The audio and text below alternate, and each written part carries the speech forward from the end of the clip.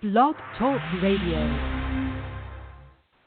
Good morning and happy December 2017, you guys. Yesterday kicked off the beginning of the last day of 2017, and I hope you are wrapping up the year in an awesomely good way and hitting your goals and finishing strong. I want to start today's show with a quote by Brian Tracy, and the quote is, "Make your life a masterpiece.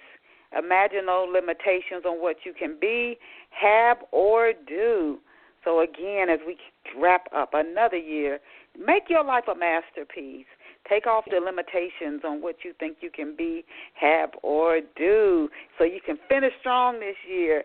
And yes, in case you are, whether you're one of our loyal listeners who's been with us now, we are finishing up our 13th year, going into year 14 here at Off the Shelf, or whether you're just coming by for the first time to Off the Shelf, you are listening to the Winning Book Radio Show, Off the Shelf Book Talk Radio, and we have an awesome guest lined up for you today. But before we introduce our guest, I wanted to ask you, just how good of a mystery sleuth are you? Can you figure out what's going to happen in a book? Do you have a habit of doing this? You can figure it out. You can pay attention to the specifics, figure out what's going to happen in a book, figure out who did it, or the same for a movie. I just recently saw Murder on the Orient Express, and I kept trying to figure out. That's one of the reasons I went. It's based on an Agatha Christie novel from 1934. I wanted to try to figure out who did it before the movie revealed it. And I think I was able to, but I kept second-guessing myself. But if you like to do that, you want to know who done it before the author reveals it, I think you'll love Pour Over Me.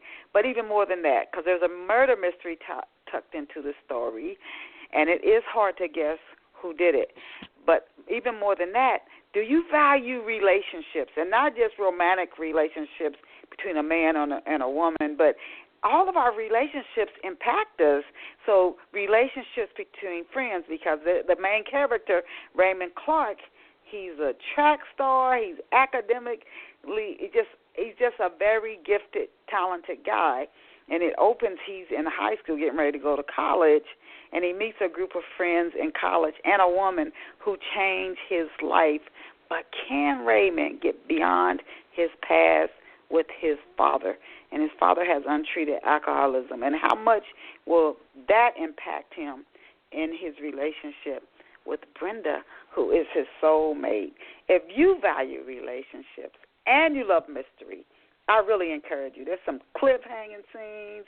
There's some scenes that will take you back to times that might stir up some really good memories and emotions for you. I encourage you to get a copy of Love Pour Over Me now in print or ebook. If you get it in an ebook at Amazon, you can get it for just $3, and it's over 300 pages. So Love Pour Over Me, if you don't see it on the bookstore shelves, just go up to the clerk and tell them you want to get a copy of Love Pour Over Me by Denise Turney, and they can order you a copy. So I hope you'll go out and gift yourself with that today. And now let us go and meet our very special off-the-shelf guest. And our special guest this morning is Lora Mitchell. Now, Lora is the author of the book Diary of a Young Black Girl. She's also a blogger, and she makes her home in Miami, Florida. And Lora has been writing since she was a young child. You can find Lora Mitchell online at, and I'm going to have to spell this, DOAYBG.wixsite.com/DYBG. So I'll go say that again, DOAYBG.wixsite.com/DYBG. Welcome to Off the Shelf, Lora. Hello, how are you doing this morning? I'm doing awesome on this gorgeous Saturday morning. You know, you can't go wrong with a Saturday morning kicking off the weekend. It is such a pleasure to have you here with us. And as I was telling you before we went live, I do this with every single guest. just to give our listeners some backstory on our guests. So the first 4 to 5 questions, I ask every guest these same questions. So before we go into talking about your books and how you got started writing, et cetera, can you tell off-the-shelf listeners where you grew up? I know you live in Florida now, but where you grew up, Lora, and what life was like for you growing up. Well, actually, I grew up here. I grew up it's called Miami Gardens, Florida now. But the running joke for those of us who grew up here is when we were growing up, it was called Carroll City. Carroll City, Florida. Beautiful place to grow up all year round. Summer, the issues that come with Miami were definitely things that I saw growing up, but the beauty that comes with Miami were things that I remember as well. I grew up in a family of my parents and my sister, and grew up in the Miami-Dade County public school system, enjoyed great friends and great teachers, and a really great life, I must say. No complaints at all. So are you an only child? Are there other siblings or? No, I have one other sister. I'm the oldest of 2, and we're about 2 years apart, but it's just 2 of us. Okay. And I actually, in my writing, freelance writing, interviewed someone, I don't know if it was a mayor or one of the local leaders in that area for, I think it was Madam Noor, so the area sounds familiar to me. When you were a child, I know you said you've been writing since you were a young child, but what did you dream of becoming when you were a kid?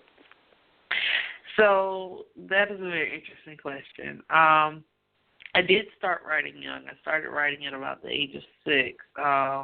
Basically, once I started learning how to write, I started writing stories. And what I wanted to be when I grow up, so to speak, has evolved. When I was much younger, I wanted to be an ice skater. And then when I started probably out of elementary school, middle school, I decided I wanted to be an attorney.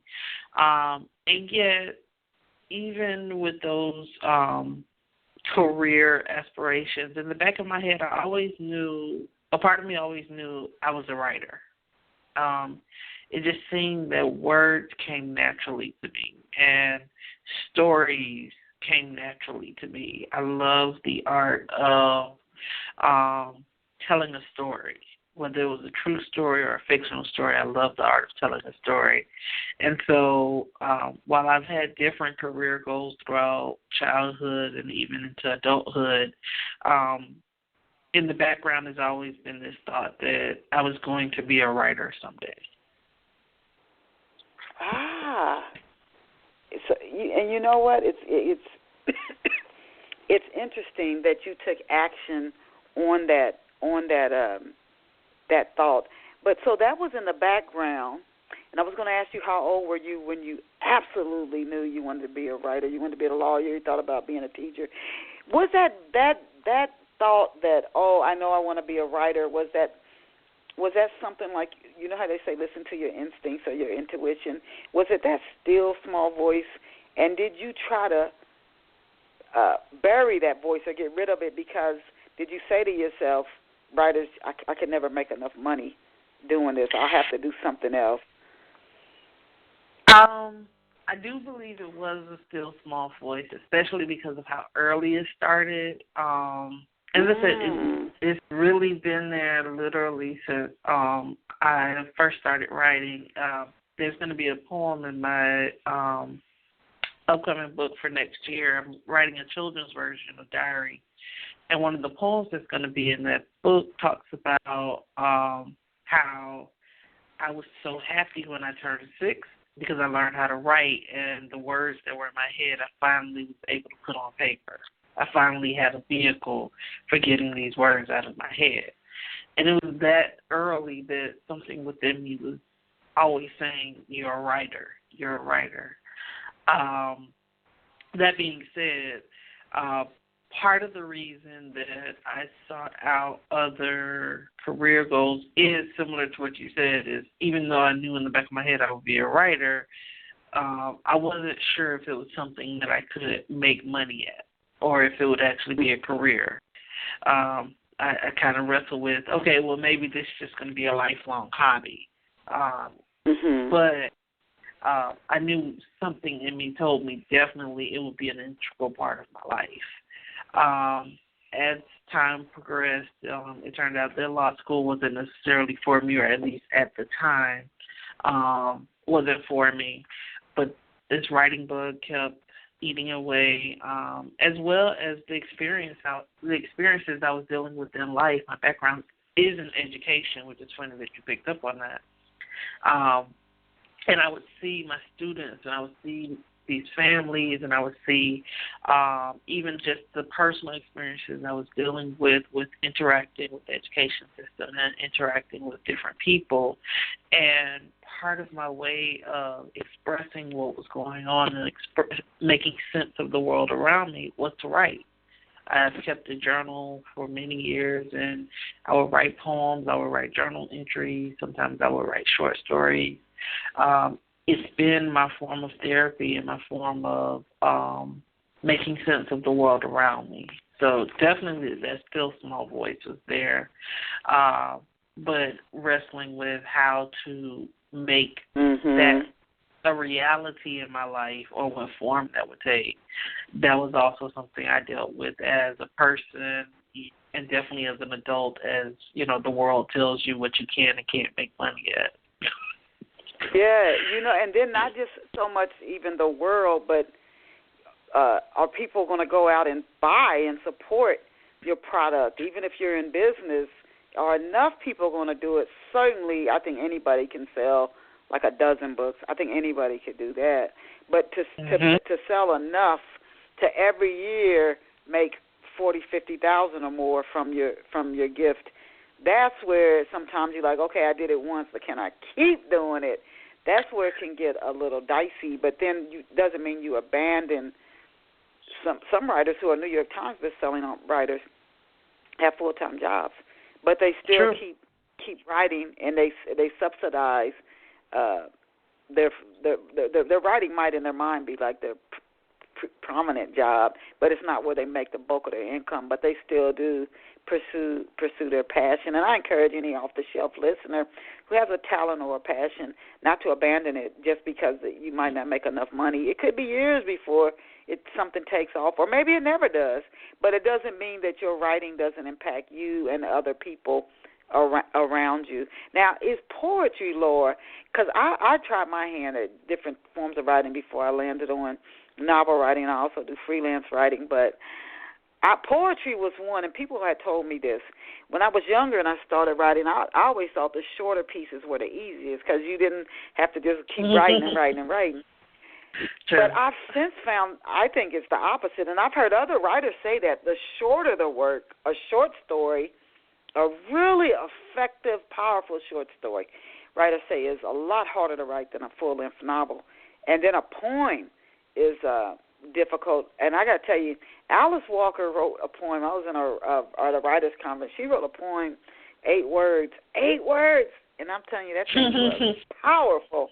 I said, 8 words. What talent. What she did with 8 words, not 8 lines, 8 words. I said, oh, my God. So is poetry, Lora, is that your preferred? You said you kept a journal with you, to try to understand the world, and it's like a therapeutic for you, writing in your journal. But is poetry your preferred form of artistic written communication? And why do you say, why is this so? So that's a good question. I have found in most of my adult life it is. Poetry is hard.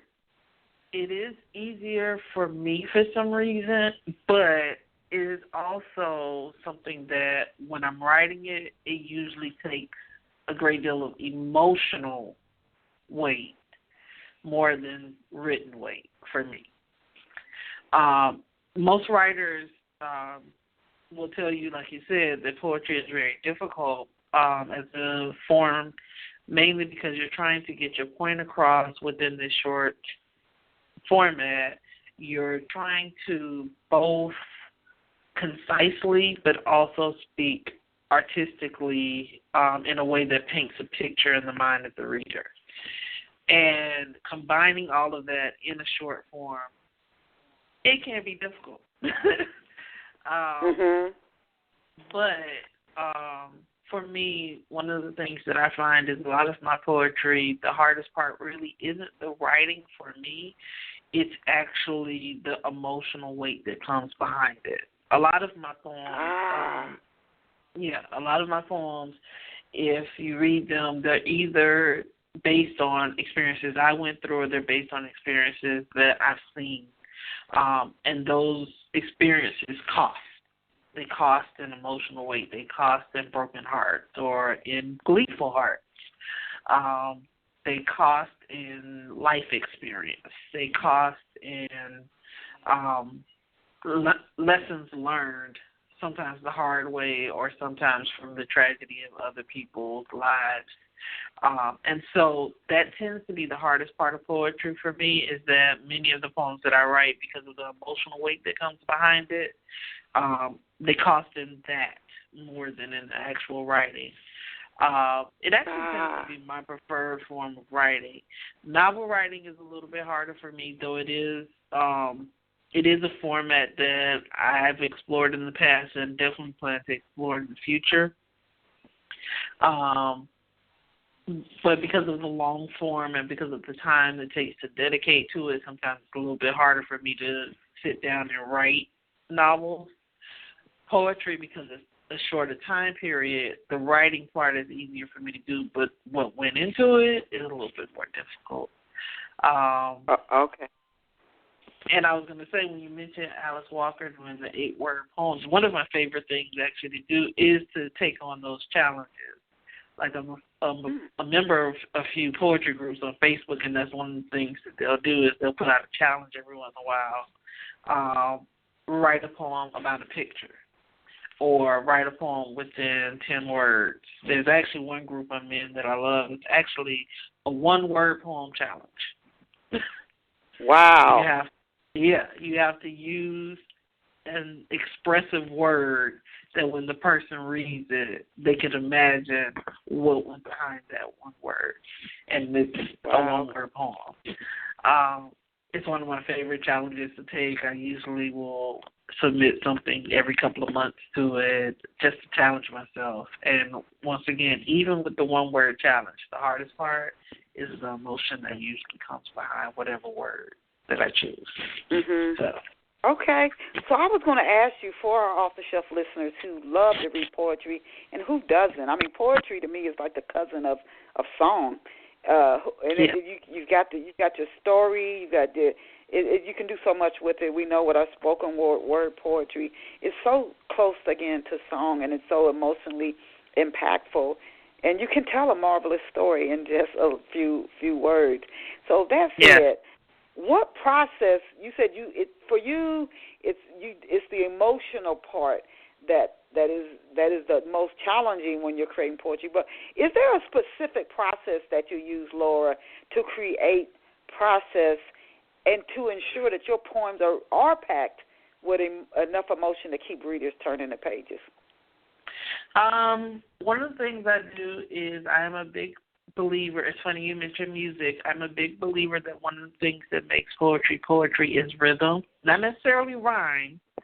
It doesn't have to rhyme in order to be a poem. As a matter of fact, many of my poems don't rhyme, but the rhythm of it. There's usually somewhere either throughout the whole poem or at least a section of the poem where it's an unheard beat to the words that are being used. And so when I'm writing poetry, usually I'm pretty good at free versing it, but somewhere in the poem I'm listening for the rhythm, and I'm looking for the words that'll create that, so that especially when I'm performing those pieces, because I do spoken word as well, especially when I'm performing those pieces, that cadence or that rhythm is picked up in the way I'm performing it. But I also want it on the written page so that when the reader is reading it, they can hopefully pick up on that rhythm as well. That's one of my goals when I write my poems, is that in addition to the emotion behind it, in addition to the hopefully visual picture that it creates in your mind as you're reading it, that you're also able to pick up on the rhythm of the poem and how the places where that rhythm is portraying a distinct, important part of that piece, a certain cadence or a certain importance that you're supposed to weight. That's the word I'm looking for. A certain weight that you're supposed to give to that particular part of the poem because it's an important piece to understanding the entire work. Okay. And so, now, is this? No, go ahead. Go ahead. No, go ahead. I wanted to, and I thank you for sharing that. The you're looking for that rhythm. That rhythm. It doesn't have to rhyme. I know when we were young in school writing poetry, looking for it to always rhyme. Looking for that word that rhymes with it. And then rap does that a lot of times. Looking what rhymes with what. Then how can I tell the story and make everything rhyme? But then for you, it's like you're looking for that rhythm. Now, to talk about your book, Diary of a Young Black Girl, is this your first book, Lora? Yes, it is. Can you tell us what published work? Oh, congratulations! First of all, congratulations. Thank you. And you. can you tell us what it was like? You've walked around with a journal since you were a kid. You've been writing since you were young. You were so happy when you learned how to write when you were 6 years old because you wanted to write. But can you tell us what it was like writing poems that you knew could be potentially read by hundreds or thousands or more people? What was that like writing from that perspective? So the funny part is when I was writing the majority of the poems in diary, I didn't know that was the case. Most of the poems I wrote in diary, I actually wrote during my early to mid-20s. And as I was saying earlier, at that time I was an educator. I was a tutor and a mentor and even a youth minister during most of my 20s. And so mostly I was writing almost as a form of therapy, making sense, going back to that, making sense of the world around me. And at the time when I was writing them, I didn't know they were going to be a book. Knowing how much I overthink things, more than likely if I would have known they were going to be a book, I may not have written some of them. But I didn't know they were going to be a book. I was writing for my personal fanity's sake and writing to get this gift out. When 2015 came, I decided I was going to take the plunge and finally listen to that voice that had been in the back of my head and publish a book. And when I was trying to decide, okay, so what am I going to publish, publishing the book of poems made sense to me. And as I started going through a lot of my poems and putting the collection together, I found these various poems that seemed to work as a collection. One of the places I get the name from for the book is actually one of the ways I describe myself as a young black church girl from Miami who loves God and who loves people. And so when I was looking for a title for the book, I was like, I want something of that to resonate in the title.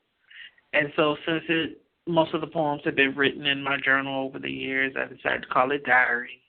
And then the young black girl comes from that description. But I didn't know at the time that I was writing poems for a book. Now, of course, going forward, I do know that. But I find that after having published the book, I no longer censor myself even in writing towards that goal. I know that that's part of the process. And so as I write, I just write. And once it comes time to decide what to publish, I try and find the poems that best fit together, but I try and put just as much emotional honesty and skill into writing poems, knowing that they'll be published as I did into this one. Okay, so now, when you knew, let me ask you this, when you knew that Diary of a Young Black Girl, you first was just poems you were writing.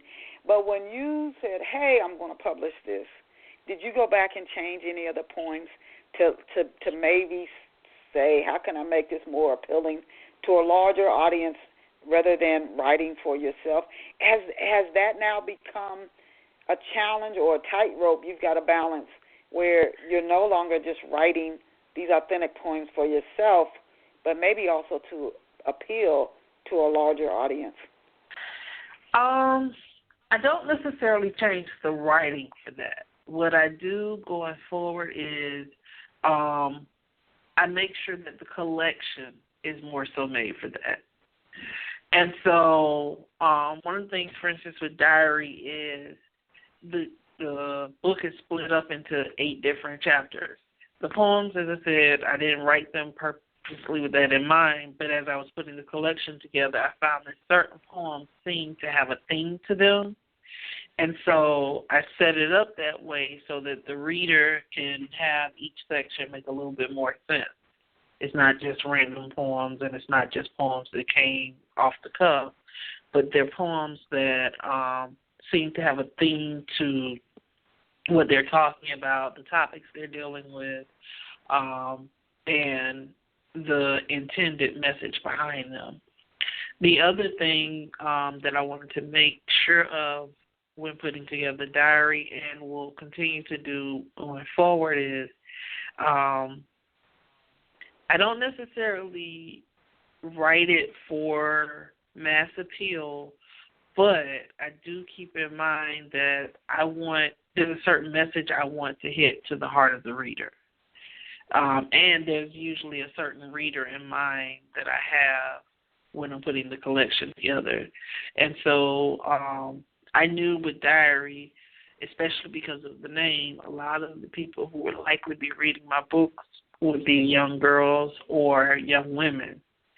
Well, what are the certain topics that are important to those people? Do I have poems that deal with those topics and that will help to either influence them or to at least provide a different perspective or to provide a similar perspective to the one that they have about this particular topic?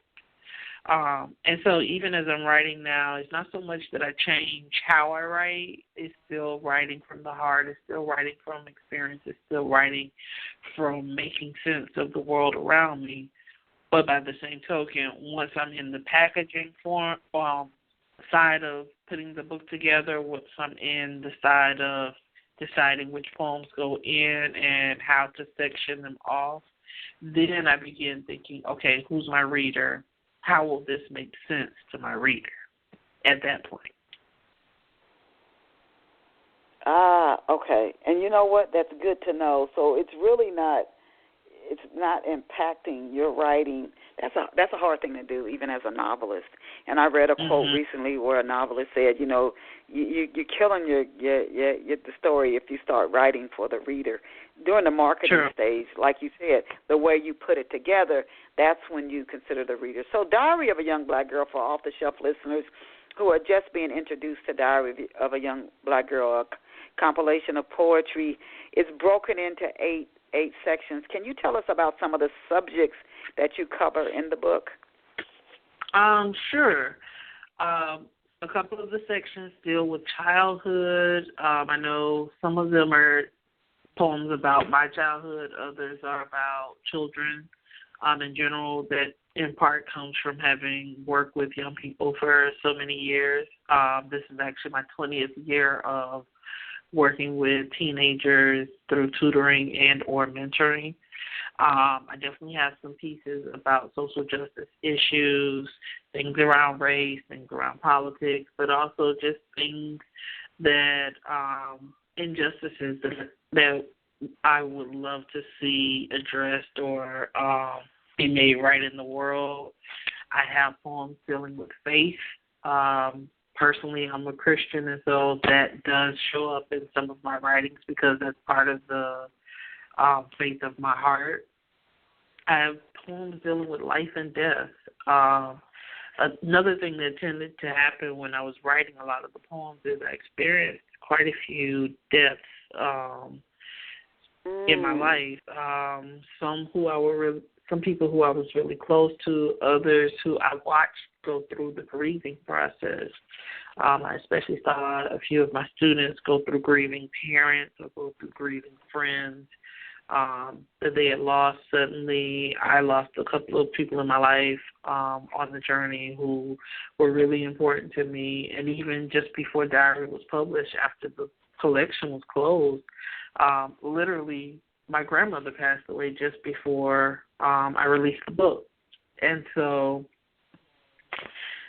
one of the things that definitely impacted my writing was this wrestling with the meaning of life and the heartbreak of death, and therefore that came out in some of my poems. And then I have a section that I call Honesty, and that was one of the sections that definitely took on the most emotional weight because it deals with some of those topics that we don't always talk about in polite company. Betrayal, dealing with loneliness, dealing with disappointment in our heroes or in our institutions and things of that nature. Many of these things are dealt with in the art form of poetry in the book. So, and then the last section is actually a tribute to my parents. I wrote a dedication poem to each of them. Oh, okay. So you cover a lot of different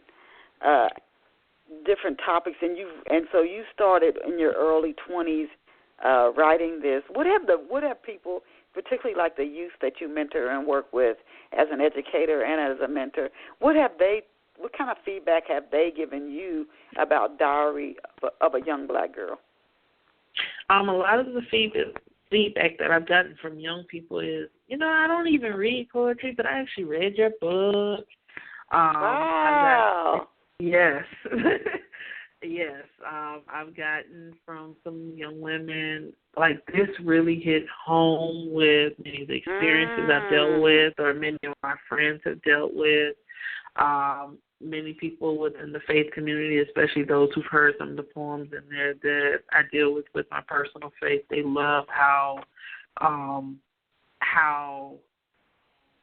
deep it goes, or how personal, I should say, it goes as far as dealing with personal faith and dealing with worship from that perspective of the personal walk with God. And definitely the social justice pieces, I've gotten much feedback saying you really need to perform these more. These are things that people need to hear. These are things that people really need to wrestle with, especially in the environment that we're dealing with around race and politics in this day and age. And so I've gotten a lot of great feedback on many of the poems. I've gotten a lot of great feedback on the collection overall. As I said, definitely from young people who were some of my target audience, but even from older people. I've had a lot of parents buy the book for their young people and read it themselves and enjoy it. It's been a blessing to see people give feedback on how it has impacted their lives and how the poems have impacted their lives. Okay. Before we close today's show, I wanted to ask you if you could read one of your poems from Diary of a Young Black Girl. If you don't have it, that's fine. But I'm going to ask you a few more questions. If you can, just let me know on that one, just to treat our listeners to. If not, then that's fine as well. But my next question to you is, who are some of the poets whose work you admired when you were growing up? And how much did these poets impact your writing and continue to impact your poetry writing today? Definitely there were some poets, but I'm going to mention writers overall because one of the things that has definitely been a part of my life is just the impact of reading, period. Poets specifically, I would definitely say Sylvia Plath. I use a lot of his work. Zora Neale Hurston didn't write as much poetry, but a lot of her work I love. Toni Morrison as well. Alice Walker definitely was impacted by her influence on the culture. I love Jane Austen. Edgar Allan Poe is what I call my dark place, but I love his writing. I've been impacted pretty much by a great deal of writers across different genres.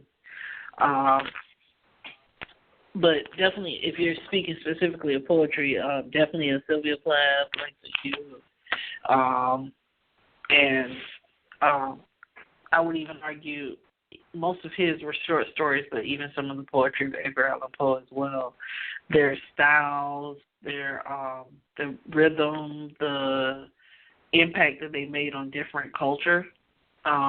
Sylvia Plath specifically wrote about what it was like to be a housewife in the 50s who was dealing with addiction and who was dealing with her childhood experiences. Langston Hughes wrote from the perspective of being a black person in America, especially during the 19-teens and 1920s. What does that mean? What does that look like? What are our hopes? What are our dreams? Edgar Allan Poe loved to deal with the dark side and horror and Yes.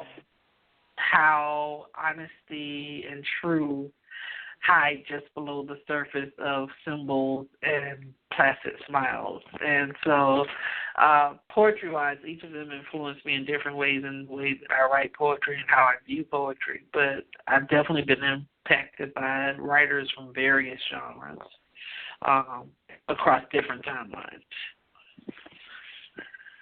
Okay. And I can hear you are impacted by, you started out talking about the most challenging thing was the emotion, and the writers who you admire, they really know how to take on challenging topics, and they deal with emotion, and they deal with some things. Edgar Allan Poe, he was like that, almost that depressive type writer, but he had an impact in Sylvia Plath on so many people who were going through similar things, but just didn't want to talk about it. So exactly, when I was hearing you say those names, I'm like, oh my God! A very deep writer, and then from being a young person, feeling guided to write, it all makes sense when you talk about the writers who you admire. For our listeners who want to be in your footsteps. They want to be able to publish a book of poetry, and so certainly anybody could do that, but they want it to have impact, like you getting the type of feedback from your poems. Can you tell us, Laura, about what are three important elements, not just of a basic poem? You talked about rhythm for you, but what are three very key elements that a good poem has to have? Number one, your poem has to evoke emotion.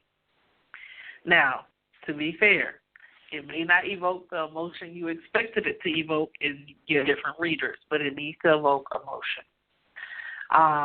If a person can read your poem and not feel anything, even if it's anger, if they can't feel anything, it has not done its job. It has to evoke emotion, number one. Number two, I like to write poems, and most poets who I know of love to write poems that also evoke vision in the mind of the reader. You want them to see what you're writing about. If you're talking about, let's say you were writing a poem about a piece of chicken, you want that person to see the chicken in their head. You want them to smell what it's seasoned with. You want them to be able to taste it on their tongue just from the words. So you want to create an experience. You want to create a vision. And then number three, you want to make sure that it doesn't hit the person over the head either. It's poetry. You can play with words. What do you mean by that when you say that? One of the difference between a sentence and a poetic sentence is the ability to use creative words and sometimes abstract words to still create the picture. I could say, I see the dog Spot. Or I could say, Spot, fur, made me think of oceans made of polka dots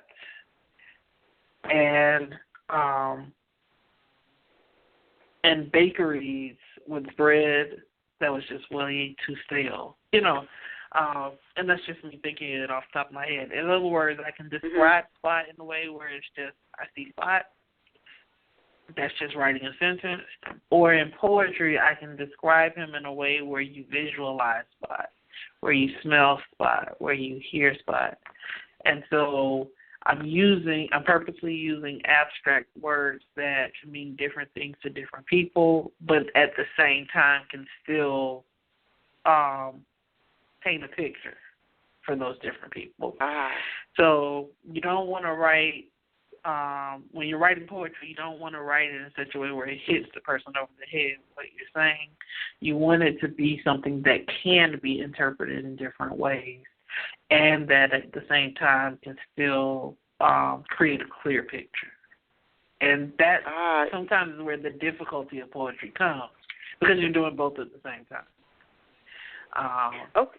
But it's also where, if you really are into writing poetry, where you can play with words in a way that it becomes fun to do that. Okay. Now, I have to ask you, you are a conscious writer. There were so many conscious writers during the Harlem Renaissance. That's still a time that people look back on in African-American literature and say, wow, that was like the golden era. So compared to today, a lot of it is rhyme and trend and money. So what'll get you the most visibility or the most money, the most shares, the most views? That drives a lot. Even it's kind of odd that creativity, what drives us today, is different. Why do you think that there were so many more conscious writers, it appears anyway, during the Harlem Renaissance compared to today? Because there's still certainly a lot of pertinent issues to address. Well, I'm going to answer that in two parts.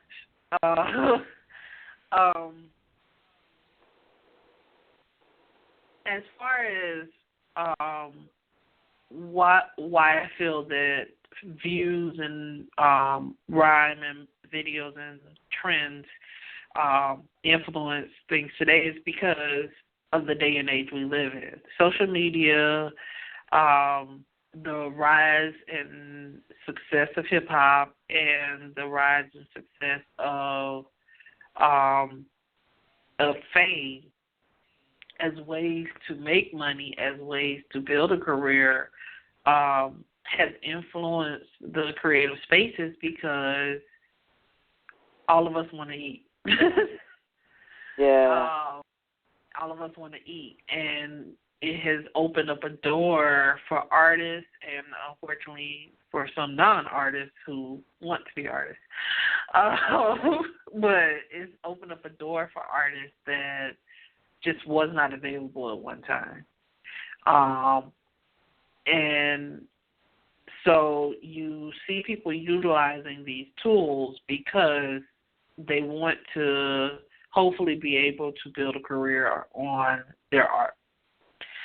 That being said, I would not make the argument that conscious writing is not as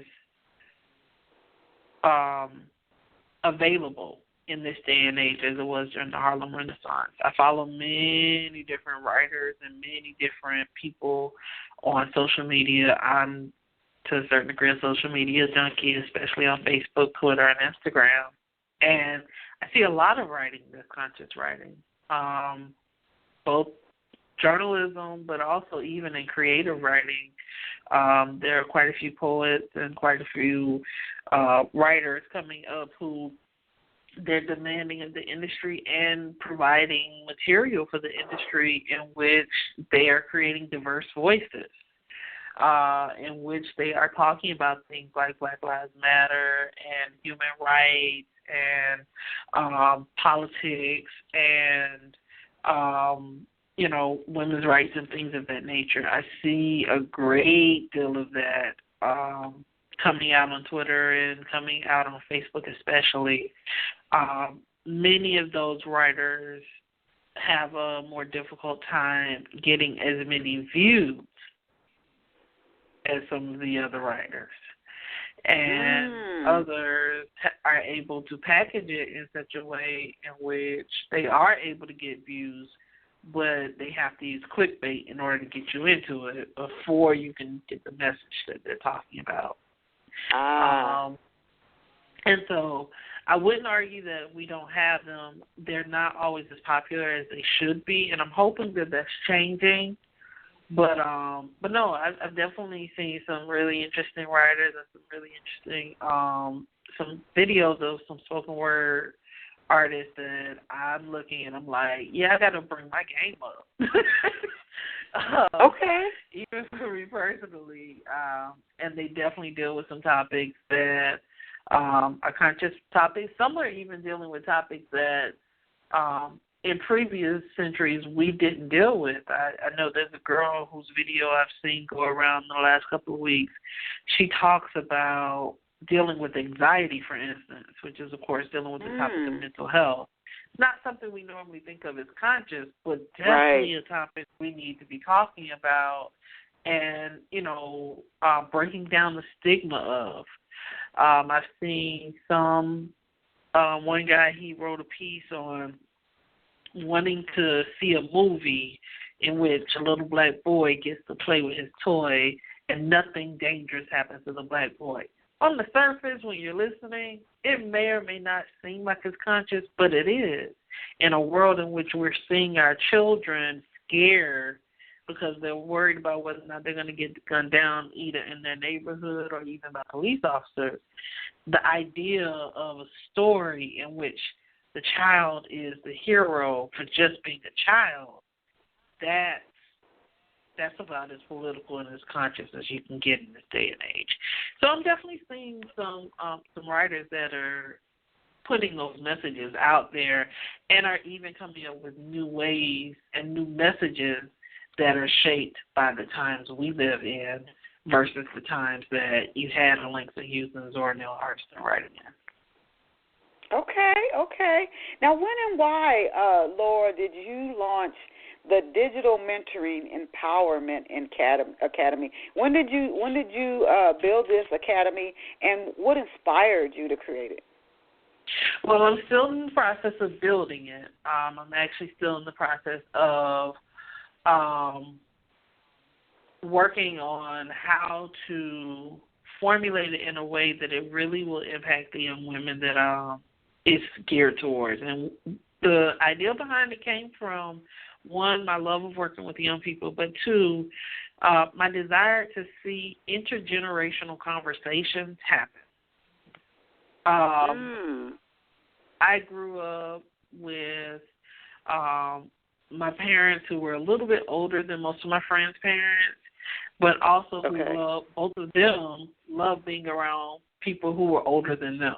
And so both in my church that I grew up in, but also just in my regular life, I saw my parents interacting with people who sometimes were 20 years older than them. Some of my aunts and uncles are much older. And as I stated earlier, my grandmother passed away last year, and I actually got a chance to be impacted in my life by my grandparents and even my great-grandmother.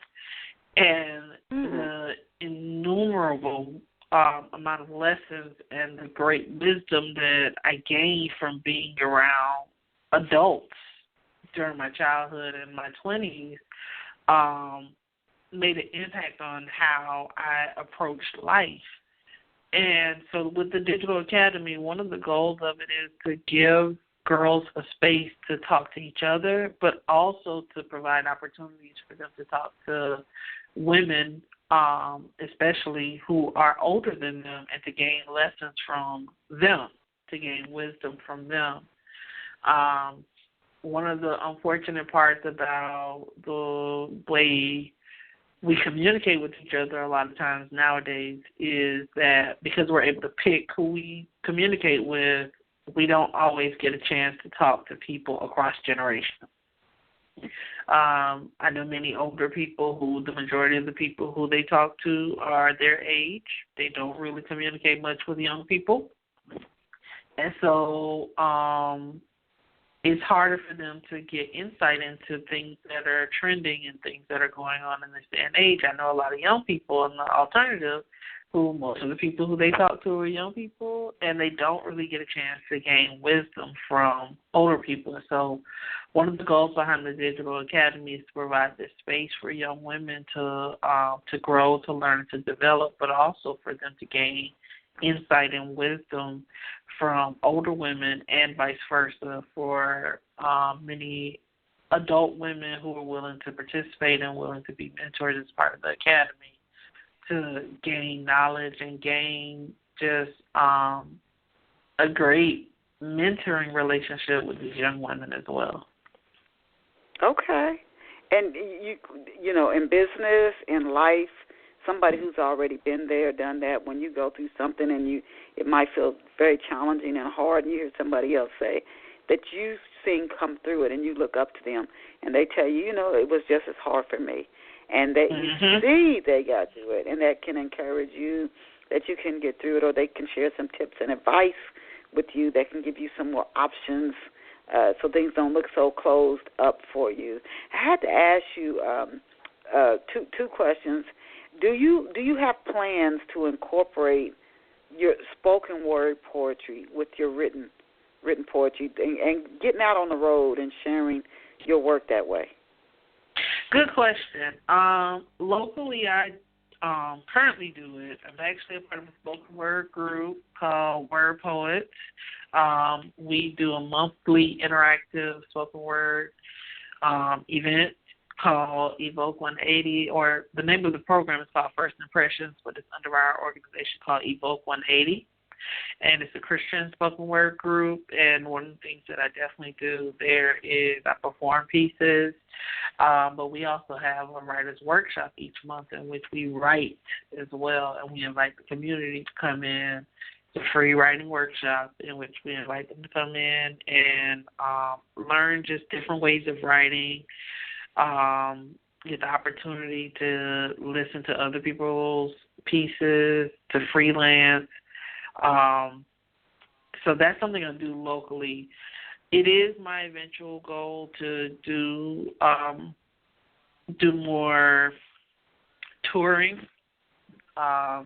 The biggest aspect that plays into that is finance and time.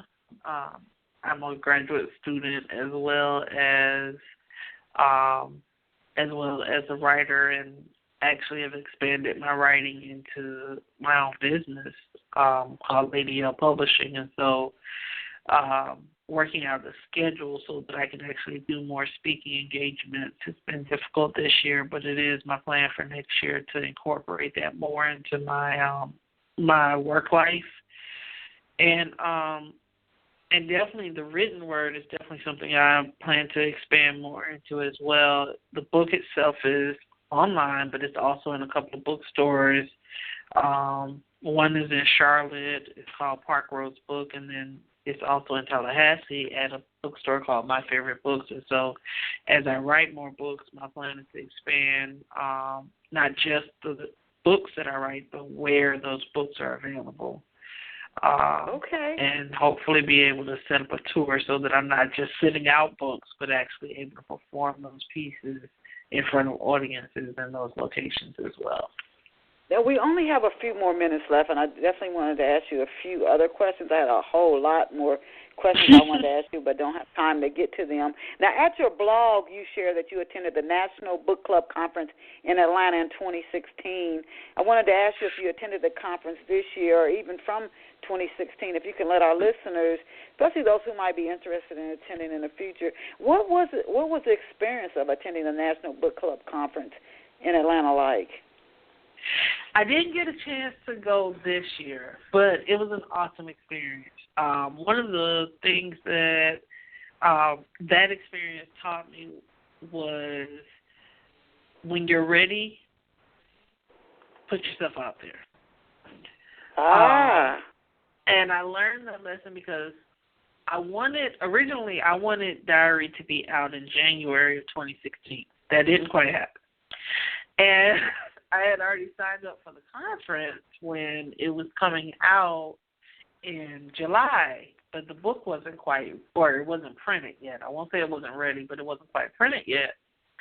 And so I come up with the idea to do what's called a sample book, where I put about 4 of my poems into a smaller version of a book, and decided to sell them. And so I went to the conference with these sample books and with my stuff for my table to set up.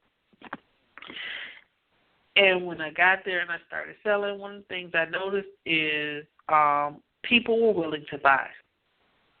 People were interested in the title. They were interested in the cover art. They were interested in what was included. They were interested in finding out my story.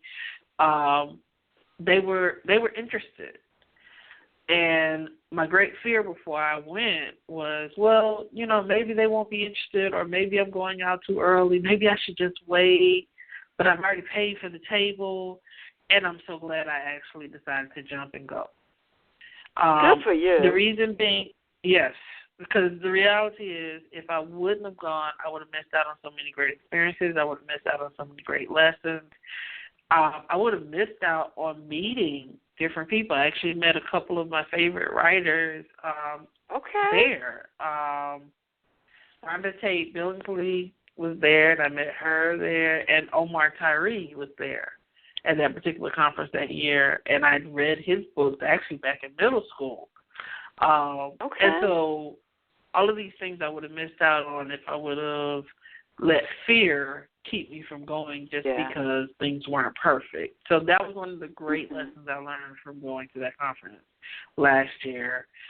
It definitely is my intention, if all works out, to be at the conference next year. It's a great experience. I would definitely encourage any author, go. And even if your book isn't out. Good book reader turnout? Is there a good book reader turnout? Because some conferences have more writers there than readers. But there was a good reader turnout? It's a good reader turnout, and that's actually one of the other things I loved about that particular conference.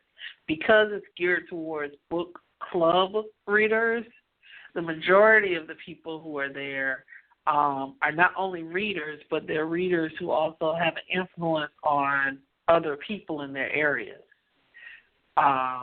Because what they do is book clubs, as you will know, they pick books to read as a group. Usually at the conference, a section of the book club will come to the conference, and that's exactly what they're there for. In addition to listening to the authors who are featured speakers, they're actually there looking for books to buy for their book club. And so if you're an author, it's a great place for you to be because you have the ability to immediately influence what these readers are not only reading for themselves, but what they're going to be carrying back to their groups and suggesting be read. One of the things, if you're someone who likes to do your research ahead of time, you may want to find out what are some of the book clubs that tend to go and what are some of their what are some of the genres that they prefer, because especially if you're a multi-genre author, you may want to pitch certain books over others, but it's definitely a great opportunity for any author. I would definitely suggest if you're looking to go. If you can't go with your book, definitely go and take in information from other authors and just experience it. But if you have a book that's out and you have something you can put out, if you have postcards about your upcoming book, just go. Because it can make a very great impact on your sales, but also on you as an author and you expanding your horizons and expanding your comfort level as you learn to market yourself. Because that was the other thing. I put in my seeds learning how to market myself right at that very conference. I've learned so much since then. But that was my first foray into having to market myself as an author. And so it definitely expands your comfort zone. Good for you, and I appreciate you sharing that. We are really almost out of time. Before we wrap up, can you tell off-the-shelf listeners where they can get a copy of Diary of a Young Black Girl and any of your other works? Yes, definitely. You can get a copy of it at Amazon.com. It is available on the Kindle. You can also get a copy of it from AfricanBookstore.net. I mentioned before, if you're looking for a hard copy, if you're in the Miami area, you can get it from me. But you're also able to get it from the bookstore Park Road Books, which is in Charlotte, North Carolina, or My Favorite Books, which is in Tallahassee, Florida. I will also be releasing my second book soon, hopefully before the end of the year is out. That book's title will be The Questions in Between. It will also be a book of poetry, so look out for that coming soon. And if you're looking for a writer, if you're looking for an editor or a ghostwriter, you can also check out my Facebook page for Lady L Publishing. Lady L Publishing. It's an opportunity for me to help you tell your story. That's our tagline. Okay. Let us help you tell your stories. We want to thank Lora Mitchell here. What a pleasure to have her here with us on Off the Shelf this morning, and want to thank her for her time and sharing her talent. And she even shared tips on some of the key things to look for in a good poem if you're looking to either read a poem or want to become a more developed poet yourself. And Lora is the author of the book Diary of a Young Black Girl. She's also a blogger. She makes her home in sunny Miami, Florida, and she's been writing since she was a young child. And I encourage you to visit Lora Mitchell, L-O-R-A, Lora Mitchell online at DOAYBG.wixsite.com/DYBG. So we want to thank Lora again, and we want to thank each of you, our listeners, for tuning in Off the Shelf this morning. Please go support Lora Mitchell, author again of the poetry collection Diary of a Young Black Girl, whether you go to her website or buy a copy of one of her books. And she says she's got a new book of poetry coming out in a few months. So we look forward to that. Thank you again, Lora, and to our readers. Our listeners, remember, set it on your calendars. Tell your friends, your colleagues, your family, everybody you know who loves good story in whatever form it comes in, poetry, short story, a novel, a novella, however it comes, who love books, fiction, nonfiction. Tell them to put on their calendar that they tune in to Off the Shelf Book Talk Radio every Saturday, just an hour of your time. So much education, inspiration, motivation, insight, tips, and advice shared from writers, publicists, editors, book publishers, small business owners with you. Remember, Saturdays, 11 a.m., Eastern Standard Time. Tune in to Off the Shelf. And for the day, I encourage you, remember, you are awesome. You are incredible. You are amazing. Go out and create a fabulous day for yourself. Lora, I'll shoot you an email. Bye for now. Bye.